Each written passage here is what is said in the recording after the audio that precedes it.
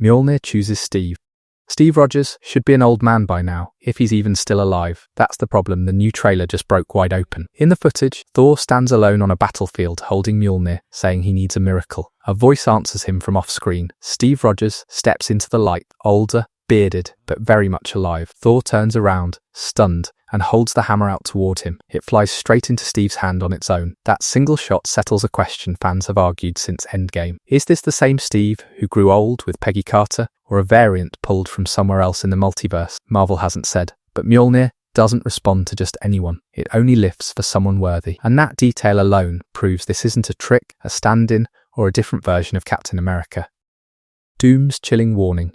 The villain's first words in this trailer are not a threat, they're a warning. Dr. Doom speaks, and underneath the mask, that voice is unmistakably Robert Downey Jr., run through a deep metallic filter. He tells the Avengers something is coming that they may not be able to stop, and before the day ends, they'll face an impossible decision. That's a strange way to introduce a villain. Conquerors don't usually warn their victims. Doom sounds like someone who already knows how this ends and wishes it didn't have to. The Russo brothers have confirmed this is Victor Von Doom, not Tony Stark wearing new armor, and that his resemblance to Tony will eventually make sense in the story. For now, the mask hides more than his face. It hides whether he's the film's monster or its most reluctant one.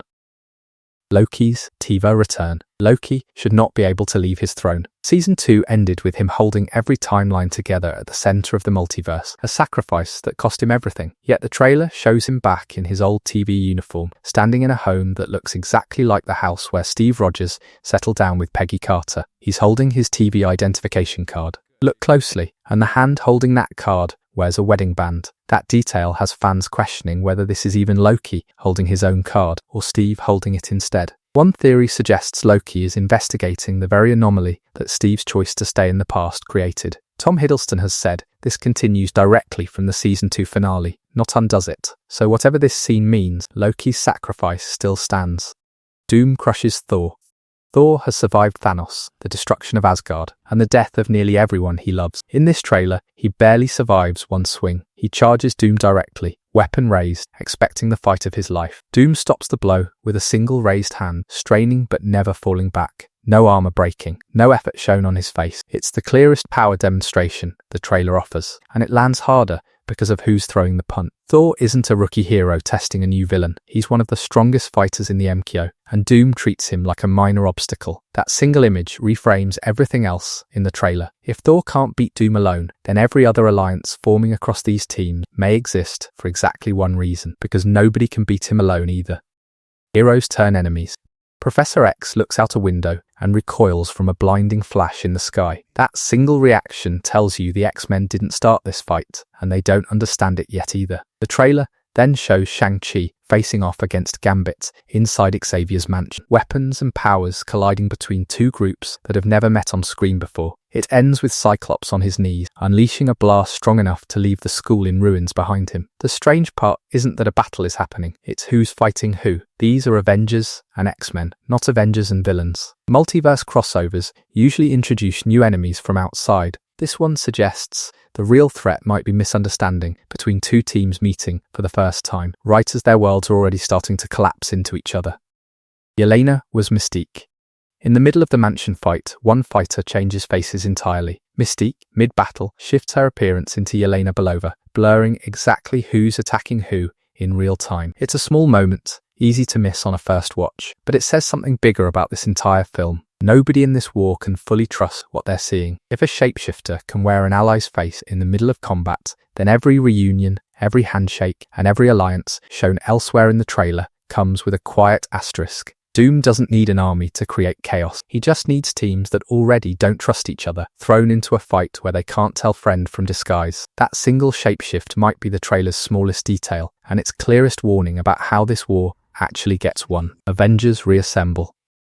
The old Avengers Tower returns in this trailer, rebranded, with a new symbol, finally used for what it was always meant to do. Thor walks in already carrying the weight of a warning, playing the same role Bruce Banner once played before Thanos arrived. Inside, we see Sam Wilson's Captain America, Ant-Man, and the Fantastic Four gathered together, joined by members of the Thunderbolts team introduced in an earlier film. That's the real story behind this scene. Earth doesn't have one unified team anymore. It has several separate ones, built from different corners of the last few years of Marvel films, meeting for possibly the first time under one roof. Assembling them again isn't a formality. It's the first sign that whatever Doom is planning, no single group standing alone has any real chance against it. Enemies become allies.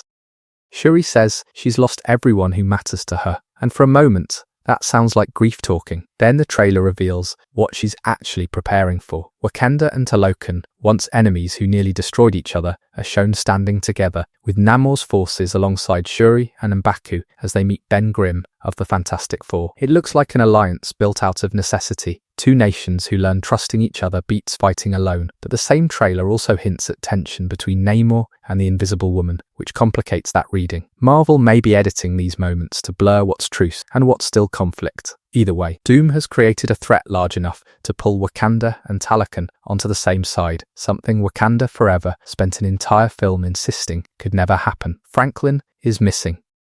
The Fantastic Four finally cross into the main timeline in this trailer after spending their entire first film in a separate universe. Their ship arrives, the team reunites with heroes they've never met, and the crossover fans waited years for finally happens on screen. But one member is missing entirely. Franklin Richards, the baby whose powers were strong enough to catch Doom's attention at the end of their last film, doesn't appear anywhere in this footage. That's a strange gap for a story built around his family. One theory suggests Doom already has him, and the family's arrival isn't a rescue mission, it's a search. Another possibility is that he's simply hidden somewhere safe, kept out of the trailer on purpose. Nothing confirms either idea yet, but for a family this small, one missing face is impossible to ignore. Doom's hidden identity.